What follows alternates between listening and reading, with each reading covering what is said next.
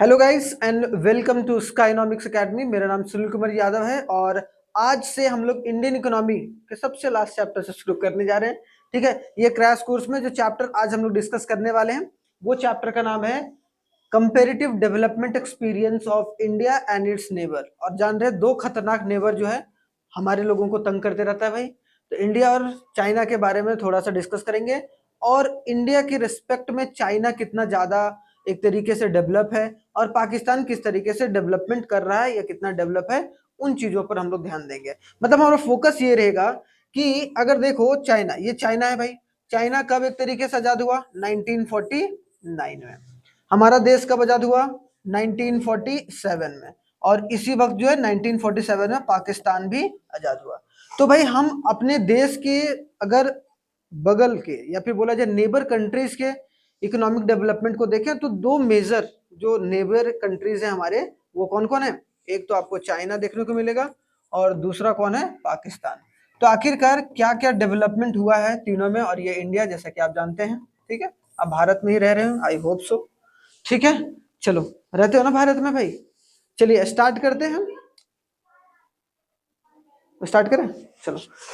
अब आगे देखो, सबसे इंपॉर्टेंट चीज क्या होगा, हम लोग एक पाथ डिस्कस करेंगे कि तीनों का पाथ जो है वो किस तरीके का रहा है डेवलपमेंट के प्रोसेस के लिए, है कि नहीं। अब सोचो, लगभग हम लोगों के 2 साल या हम लोगों के आजाद होने के 2 साल बाद जो है वो जो है चाइना आजाद हुआ, लेकिन आज उसकी इकोनॉमी हमारे से इतनी ज्यादा बड़ी इकोनॉमी कैसे?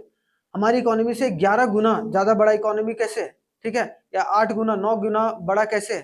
तो उन सब सारे एस्पेक्ट को हम लोग एक तरीके से समझेंगे। अब 8 गुना इकोनॉमी हर पर्सपेक्टिव से बोल रहा हूँ कि बहुत एक तरीके से डेवलप है, अब डेवलपमेंट के रास्ते पर चल रहा है। तो सबसे पहला जो पॉइंट होगा हमारा, इन तीनों के डेवलपमेंट पाथ को हम लोग नजर डालेंगे, फिर एक एक कर चलेंगे कि इंडिया का क्या है, चाइना का क्या है और पाकिस्तान का डेवलपमेंट स्ट्रेटेजी किस तरीके का रहा। तो देखा जाए, India and Pakistan become independent in 1947 और पाकिस्तान जो sorry and a people's Republic of China. जैसे वहां पर जैसे बोलते हैं ना हम लोग यूएसए में United states of America, same उसी तरीके से यहाँ पर जो चाइना को बोलते हैं हम लोग क्या बोलते हैं? पीपल्स रिपब्लिक ऑफ चाइना, जो कि स्टैब्लिश कब हुआ?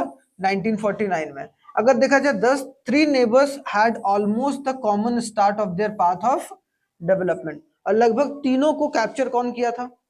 ब्रिटिश। मतलब जो ब्रिटिश है उसका राज रहा है इन तीनों नेशंस पर, जो नेशंस के बारे में आज हम लोग पढ़ने वाले हैं, इंक्लूडिंग इंडिया। ठीक है, तो ये बात है। इसमें also there were 2 critical common elements. अब इसमें बहुत सारी चीजें कॉमन है। अब क्या क्या कॉमन बातें हैं भाई इन तीनों कंट्री के बीच में, वो देखो। सबसे पहली कॉमन बात यह है कि all 3 countries adopted the economic development planning. मतलब तीनों कंट्री ने जैसे ही वो आजाद हुए उसके बाद उन्होंने किस पर फोकस किया? प्लानिंग के ऊपर फोकस करा। मतलब तीनों देश ने प्रॉपर प्लान कर कर अपनी इकोनॉमी को बढ़ाने के बारे में सोचा। ऐसा नहीं कि हम जैसे तैसे करके चलेंगे, नहीं, बल्कि इन्होंने सोचा कि हम लोग एक प्रॉपर प्लान बनाकर चलेंगे as the core development strategy. ये स्ट्रेटेजी जो होगा हमारा डेवलपमेंट का स्ट्रेटेजी जो होगा वो किससे रिलेट करेगा? प्लानिंग से। मतलब हम लोग प्लानिंग को एक कोर एलिमेंट बनाएंगे और उससे और उसी से हम लोग अपने डेवलपमेंट का पाथ जो है वो आगे बढ़ाएंगे, पहली बात। दूसरा, इसी में अगर देखा जाए, India announce development planning in 1951। आपको पता है कि 1950 में जो है प्लानिंग कमीशन आया था भाई, आगे भी डिस्कस करेंगे। अभी प्लानिंग कमीशन कब बना था? 1950 में। और 1951 में उसी प्लानिंग कमीशन ने फर्स्ट 5 ईयर प्लान जो है हमारा लागू कर दिया था। ठीक है, मतलब 1951 से लेकर 1956 तक पहला फर्स्ट 5 ईयर प्लान जो हमारे देश में लागू किया गया। और हमारे देश में हर 5 साल में जो है वो एक तरीके से प्लान आते गया आते गया। अब 2017 के बाद 5 ईयर प्लान बंद हो गया, अब नीति आयोग काम करती है। ठीक है, हमारे देश में। तो India announce development planning in 1951 with the launch of first 5 year plan. And China कब स्टार्ट करा भाई? 1953। और पाकिस्तान ने कब स्टार्ट करा? 1956। तो देख रहे हो, लगभग 2 3 4 साल के गैप में सब लोगों ने प्लानिंग को अडॉप्ट करके जो स्ट्रेटेजी शुरू करी कि भाई हम अपने देश को डेवलप करेंगे। पहली कॉमन बात तो तीनों में ये थी कि तीनों का जो फोकस पॉइंट था वो प्लानिंग के ऊपर था, अगर इकोनॉमी को डेवलप करना है।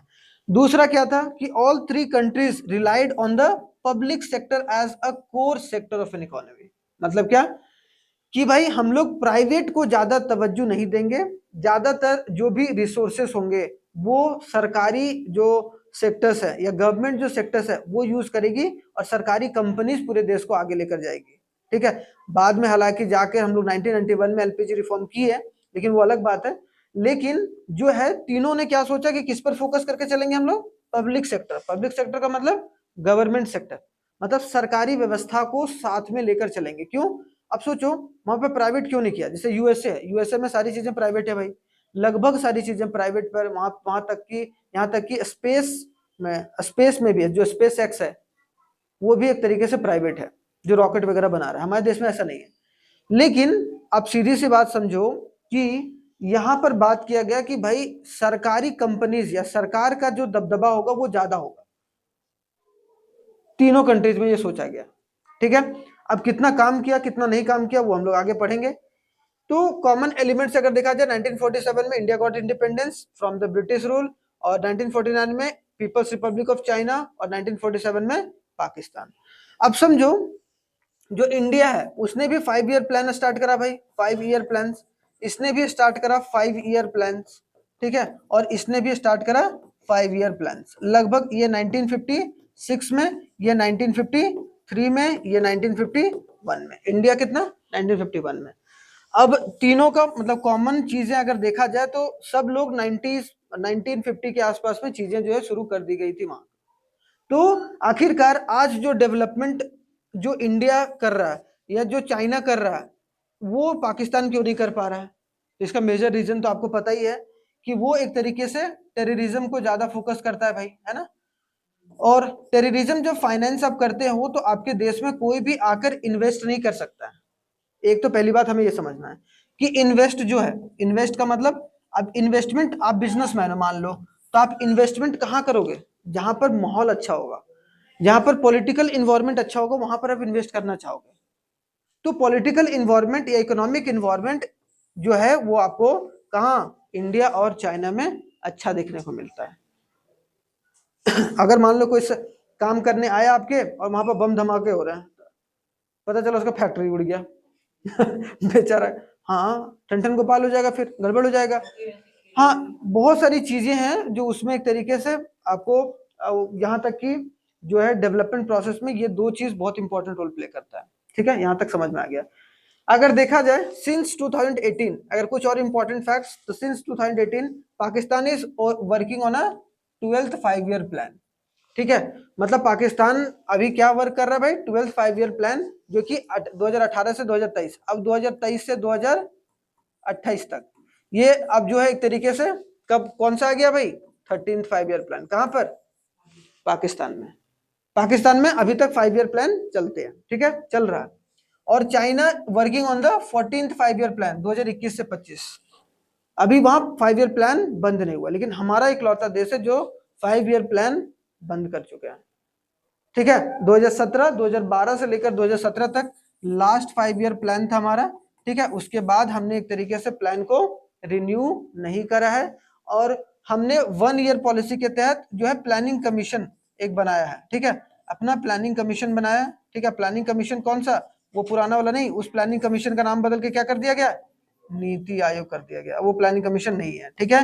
अब वही प्लानिंग जो प्लान बनाता है वो अब नीति आयोग हो गया है, ठीक है। आगे हम लोग इसको डिटेल में समझेंगे।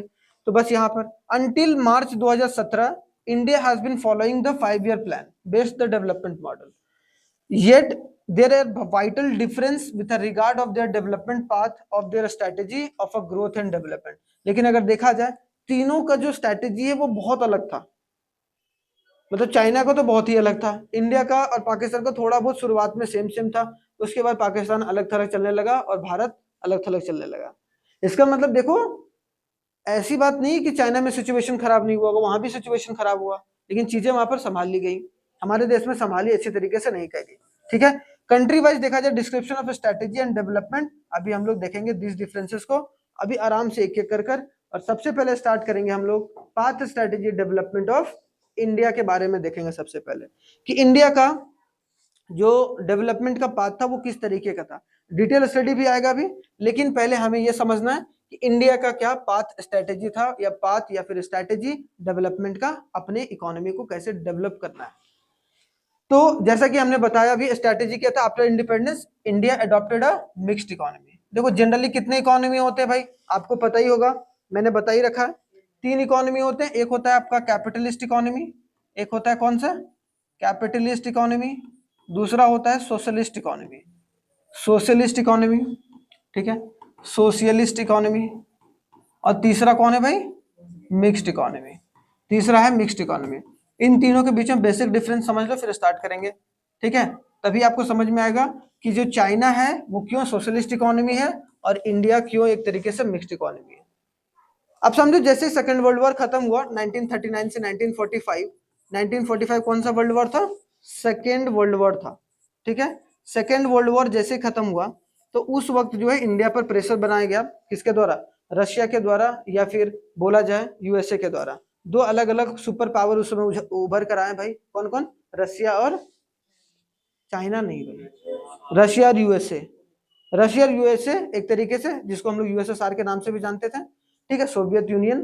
तो उन्होंने प्रेशर बनाया कि भाई आप जो है मेरे साइड आ जाओ, अमेरिका बोल रहा है मेरे साइड आ जाओ, मतलब अमेरिका ये बोल रहा है कि आप कैपिटलिज्म को फॉलो करने लगो, जो कि एग्जाम्पल के तौर पर देखने को मिलेगा। अब कैपिटलिज्म क्या होता है, मतलब वैसी इकोनॉमी जहां पर गवर्नमेंट का रोल जीरो है, क्या है, गवर्नमेंट का रोल जीरो है, बिल्कुल जीरो है, मतलब बहुत मिनिमम है, और प्राइवेट प्राइवेट सेक्टर का रोल बहुत ज्यादा है, प्राइवेट सेक्टर का रोल बहुत ज्यादा है, मतलब जहां पर प्राइवेट सेक्टर अपने हिसाब से प्राइस को तय कर सकता है, क्या प्रोडक्ट बनाना है वो चीज डिसाइड कर सकता है, ठीक है। दूसरा चीज देखा जाए यहाँ पर कंपटीशन क्या होगा भाई, ज्यादा होगा। और दूसरी बात यहाँ पर सबसे लास्ट बात एक बोला जाए, इनकम का डिस्ट्रीब्यूशन, इनकम डिस्ट्रीब्यूशन कैसा होगा, इनकम डिस्ट्रीब्यूशन जो होगा वो आपको अनइक्वल देखने को मिलेगा, क्योंकि कुछ बड़े बड़े पद पर जो लोग बैठे हैं उनका इनकम बहुत ज्यादा होगा और नीचे कम होगा। तो उसने बोला भाई इस पर फोकस करो कि प्राइवेट सेक्टर को आगे बढ़ो, कैपिटलिज्म पर फोकस करो और एक तरीके से ग्लोबलाइजेशन पर फोकस करो, इस तरीके से चीजों को लेकर चलो। लेकिन हम लोगों ने नहीं माना, बोले नहीं हमें कैपिटलिज्म को फॉलो नहीं करना है। दूसरा जो सोशलिस्ट इकोनॉमी, जैसे कि आपको रशिया देखने को मिलता है, ठीक है, इसका दूसरा एग्जाम्पल आपको चाइना देखने को मिलता है। तो उसने बोला कि भाई गवर्नमेंट जो है, गवर्नमेंट का रोल क्या होता है इसमें ज्यादा है, क्या आप वैसे इकोनॉमी को अपनाओ जहां सरकार का रोल बहुत ज्यादा है और प्राइवेट का जो है बिल्कुल ना के बराबर, और प्राइवेट का जो रोल है वो आपको ना के बराबर।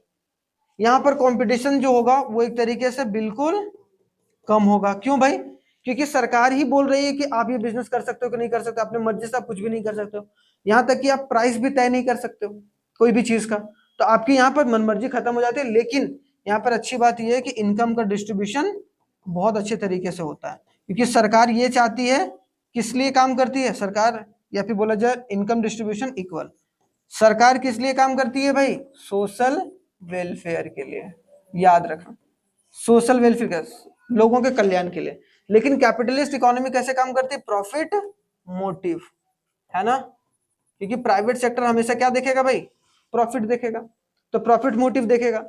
लेकिन जो सोशलिस्ट, लेकिन हमने बोला कि ना तो हमें पूरी तरीके से सरकार पर तवज्जो देकर चलना है और ना ही पूरी तरीके से हम प्राइवेट को तवज्जो देकर चलेंगे, हम लोग दोनों मिक्स करके चलेंगे, मतलब ऐसा जगह जहां पर प्राइवेट और पब्लिक साथ में मिलकर काम करें, प्राइवेट और पब्लिक, प्राइवेट पब्लिक मतलब जो प्राइवेट कंपनी है और जो पब्लिक कंपनी है वो साथ में। लेकिन हम लोगों ने भी शुरुआत में पब्लिक सेक्टर को बहुत ज्यादा तवज्जो दिया, और उस वक्त शुरुआती में प्राइवेट को बिल्कुल भी उतना मौका नहीं दिया जाता था, नाम का था कि वह साथ में लेके चल रहे हैं, लेकिन हमने वो तो 1991 के बाद हमने ज्यादा प्राइवेट को तवज्जो देना शुरू करा, तो समझ सकते हो। तो हमने क्या चुना भाई, हमने बोला कि ना तो हम सोशलिज्म को चुनेंगे, ना तो हम सोशलिस्ट इकोनॉमी को चुनेंगे, ना ही कैपिटलिस्ट इकोनॉमी जो कैपिटलिज्म को फॉलो करके चल रहा है। हम लोग क्या चुनेंगे, मिक्स्ड इकोनॉमी जहां प्राइवेट और पब्लिक दोनों साथ में मिलकर काम करेगा, और वहां भी लेकिन डिस्ट्रीब्यूशन ऑफ इनकम अनइक्वल ही रहता है, ठीक है, याद रखना। तो यहाँ हमने क्या देखा अभी, ये तो हमने क्या चुना भाई, मिक्स इकोनॉमी को चुना as the path of development strategy, the path of a mixed economy assign the flagship role of the public, देख रहे हो, जिस अब हमने चुन तो लिया मिक्स्ड, लेकिन बोला ये कि मिक्स्ड इकोनॉमी में ज्यादा जो रोल होगा वो किसका होगा, पब्लिक सेक्टर ज्यादा रोल प्ले करेगा, ठीक है, while private sector was play the secondary role. तो अगर बोला जाए हमारी इकोनॉमी में शुरुआती दौर में प्राइमरी रोल कौन प्ले कर रहा था भाई, प्राइमरी रोल जो प्ले कर रहा था वो कौन कर रहा था, गवर्नमेंट सेक्टर, ठीक है, गवर्नमेंट सेक्टर। और उसके बाद अगर कुछ थोड़ा बहुत बच गया तो वो जो सेकेंडरी रोल है वो कौन प्ले करके चलेगा, जो हमारे देश में प्राइवेट सेक्टर। समझ में आया? तो शुरुआती दौर में जो है वो पब्लिक सेक्टर पर ज्यादा फोकस किया गया और जो प्राइवेट सेक्टर है उसको सेकेंडरी रोल दे दिया गया। ठीक है, प्रोसेस जिसकी वजह से हमने सोचा कि ग्रोथ और डेवलपमेंट होगा हमारा। उसमें जो कोर एलिमेंट था डेवलपमेंट का, हमारा 5 ईयर प्लान के ऊपर फोकस था कि हमने 5 ईयर प्लान बनाने हैं भाई, और हर 5 साल में हमें अपने प्लान में जो भी चीजें लग रही है कि यहाँ गलत हुआ यहाँ सही हुआ, उसके हिसाब से उसको हम लोग बदलते चलेंगे और अपने डेवलपमेंट को आगे लेते चलेंगे। वहां पर यही बात बोला गया, worked as the core element, मतलब जो 5 year plan worked as the core element of the path of growth and public sector undertaking worked as an engine of growth. तो अगर कोई बोलेगा कि भाई कोर एलिमेंट जो था वो हमारा तो 5 ईयर प्लान था ही, लेकिन जो उस 5 ईयर प्लान को इम्प्लीमेंट किया जा रहा था उसमें ज्यादा रोल किसका था, ज्यादा रोल पब्लिक सेक्टर का था। मतलब पब्लिक सेक्टर जो था, जितने भी इंटरप्राइजेस जितने भी इंडस्ट्री थे पब्लिक सेक्टर के, मतलब सरकारी कंपनीज, वही एक इंजन ऑफ ग्रोथ बने हुए थे। मतलब इंजन ऑफ ग्रोथ मतलब उनकी वजह से ही एक तरीके से चीजों को या उन उन मतलब उन सारी चीजों को इन्वॉल्व किया जा रहा था, उन सारी इंडस्ट्री को इन्वॉल्व किया जा रहा था ताकि हम अपनी इकोनॉमी को डेवलप कर पाए। मतलब प्राइवेट कंपनी को मौका नहीं दे रहे थे हम ज्यादा, बहुत कम प्राइवेट कंपनी थे जिनको हम मौका दे रहे थे खास करके डेवलपमेंट में।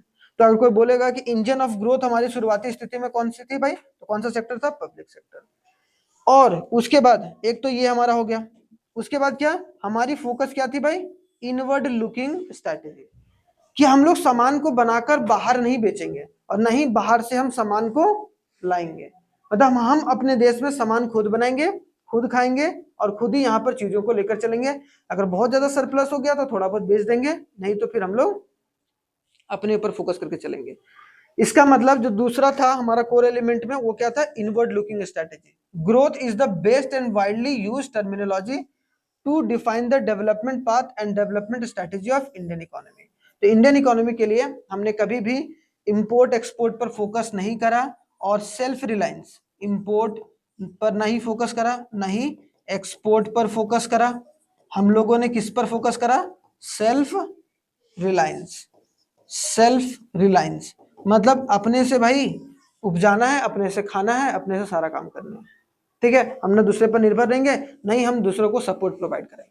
क्लियर हो गया? तो ये चीजें थी जो कि आप समझ के चल सकते हैं। उसके बाद अगर देखने को मिलेगा शॉर्ट रन पॉजिटिव इंपैक्ट क्या था शुरुआत में, जो शॉर्ट रन पॉजिटिव इंपैक्ट क्या देखने को मिलेगा, शुरुआती में हमने क्या क्या चेंजेस करे, क्या क्या रिफॉर्म करे। तो अगर देखा जाए इनिशियली जो things were go hunky and dory, hunky and डोरी मतलब ऑल ओके, ठीक ठाक ही चल रहा था शुरुआत में, क्योंकि फर्स्ट 5 ईयर प्लान में हमने सोचो, फर्स्ट 5 ईयर प्लान कब हुआ भाई, 1951 से लेकर 1956। इसमें हमने सबसे ज्यादा फोकस किस पर करा, एग्रीकल्चर पर, कि हम अपने देश की एग्रीकल्चर को एक तरीके से बढ़ावा देंगे। फिर हम इसमें कर लिए, अब दूसरे जब 5 ईयर प्लान आया 1956 से 1962 वाले में, इसमें हमने किस पर फोकस करा, इंडस्ट्री पर। अब सोचो हम लोग एक एक सेक्टर को ना मजबूत करके सारे, हम सोचे सारी चीजें लूट ले हम लोग। अब सारी चीजों को लूटने के चक्कर में आप कुछ नहीं लूट पाओगे। 10 एग्जाम की तैयारी करने जाओगे तो एक भी एग्जाम नहीं निकलेगा, अगर एक दो एग्जाम की तैयारी करोगे तो सारा एग्जाम निकल जाएगा, वो दोनों एग्जाम तो निकलना ही, डेफिनेटली परसेंटेज बढ़ जाता है। क्लियर? तो हम शुरुआती में तो हमारा हंकी डोरी चल रहा था, हंकी डोरी का मतलब ऑल ओके, ठीक ठाक ही चल रहा था इकोनॉमी।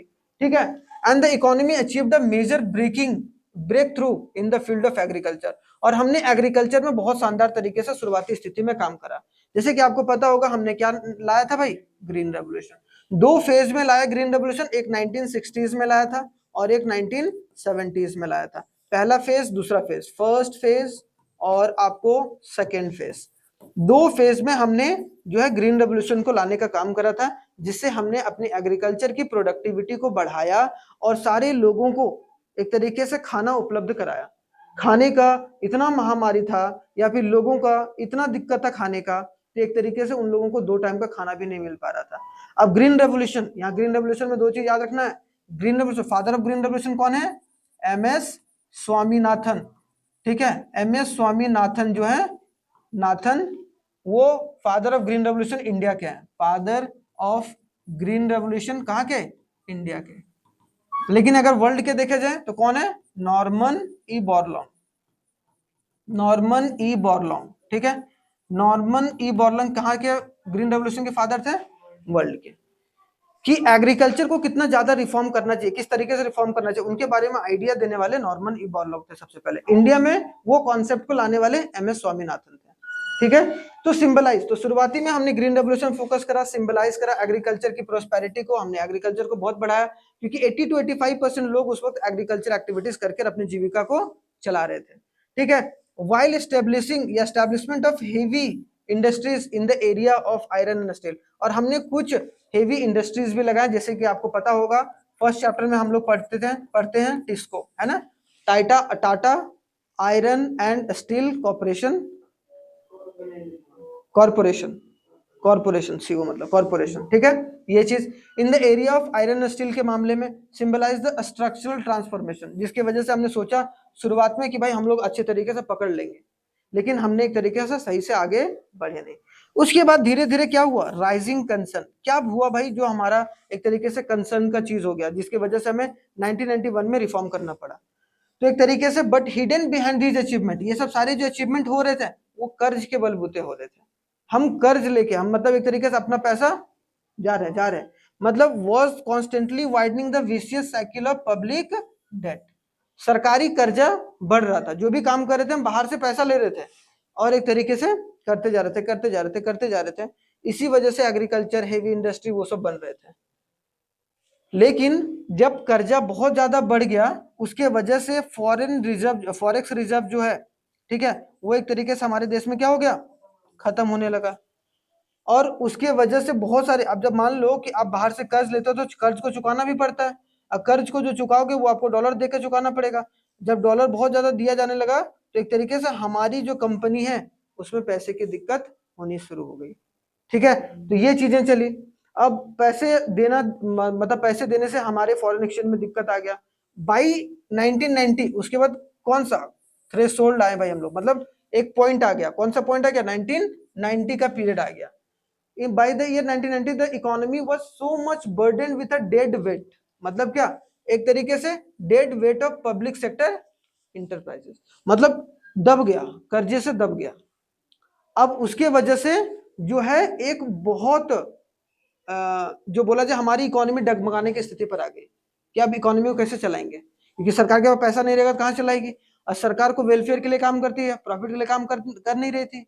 अब इतना भलाई भलाई भलाई के चक्कर में एक तो करप्शन भी इतना ज्यादा करते थे लोग, और ऊपर से जो थोड़ा बहुत डेवलपमेंट हुआ वो भी तहस नहस हो गया। और 1991 में अगर देखा जाए तो हम लोगों को क्या करना पड़ा, एलपीजी रिफॉर्म करना पड़ा, समझ रहे हो, एलपीजी रिफॉर्म करना पड़ा। तो हमारी सोसाइटी कैसी थी भाई, egalitarian society, a society where all are considered equal regardless of gender, race, religion and age. हमारे इकोनॉमी में ये बात तो थी भाई, अभी भी है।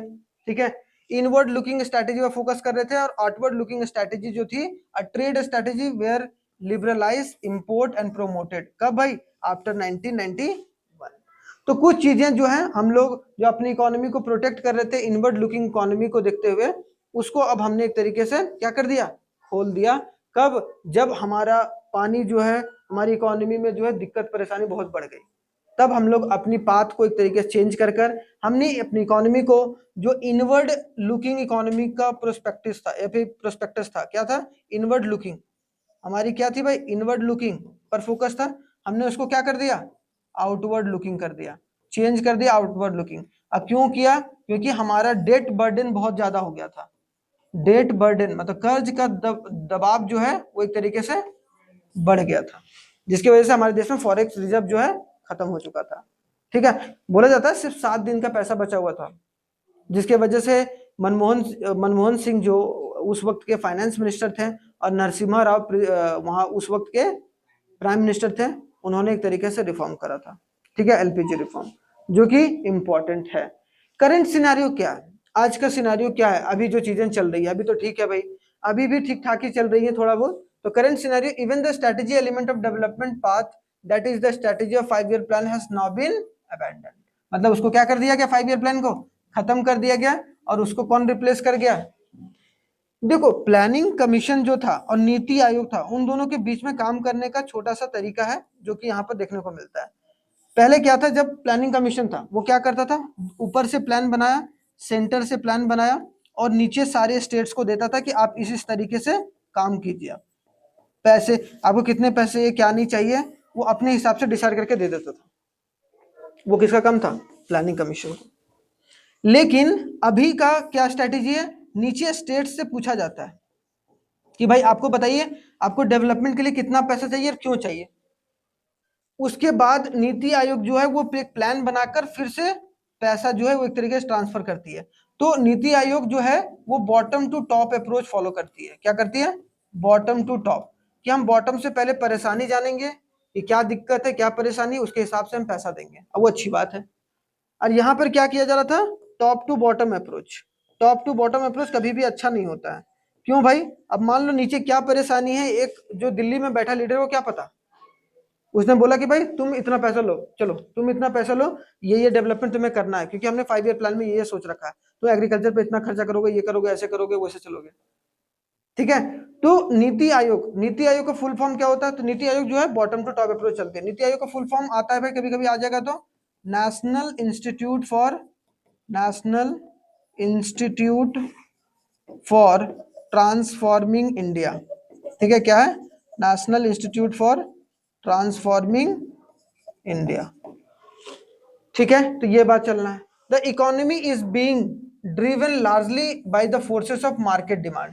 और आज का अगर जमाना देखा जाए हमारे इकोनॉमी में, तो ज्यादातर प्राइवेट पर बहुत ज्यादा फोकस करके चला जा रहा है ना। प्राइवेट फोकस बढ़ गया है। ठीक है, और गवर्नमेंट है वो एक तरीके से वॉच डॉग के जैसा काम करती है। मतलब क्या? देख रेख कर रही है तो कौन सी कंपनी अच्छा परफॉर्म कर रही है, कौन सा परफॉर्म नहीं कर रही है। और जैसे जैसे धीरे धीरे ग्लोबलाइजेशन का प्रोसेस बढ़ा, वैसे वैसे हमने अपनी स्ट्रैटेजी को भी चेंज करा है। अब देखो किस तरीके से हम लोग चल रहे हैं। अभी हम लोग बात हो रहा है कि हम लोग 2030 तक जो है वो एक तरीके से हो सकता है कि हम लोग थर्ड लार्जेस्ट इकोनॉमी बन जाए यूएसए और चाइना के बाद, मतलब थर्ड लार्जेस्ट। लेकिन अभी भी हमारा 5 ट्रिलियन इकोनॉमी पहुंचेंगे बहुत मुश्किल है। तो 5 ट्रिलियन इकोनॉमी सोचो, और वो लोग 11 ट्रिलियन है। अब मैं जो इसका 11 ट्रिलियन है चाइना का, और उसका तो 32-33 ट्रिलियन है। ठीक है, यूएसए का, तो सोचो कहाँ है हमसे। तो बहुत एक तरीके से इंपॉर्टेंट रोल प्ले कर सकते हैं हम लोग आगे चलकर। इसीलिए अमेरिका नहीं डरता है ना किसी से, इतना पैसा है उसके पास। भाई कहाँ कहाँ जाओगे तुम, बताओ, तुमको लपेट लेगा वो, इतना पैसा है। जिसमें पैसा रहेगा उस पर दबदबा तो रहेगा ही भाई। तो वही बात है, उसने पैसा बना लिया है। चलो ठीक है, तो आई होप सो यहाँ तक समझ में आ गया होगा इंडिया का पाथ। अब path strategy of development of China कल से स्टार्ट करेंगे हम लोग। तब तक के लिए धन्यवाद। आई होप सो आपको समझ में आया होगा, और अच्छे तरीके से पढ़ते रहिए और अपने एग्जाम की तैयारी करते रहिए। धन्यवाद।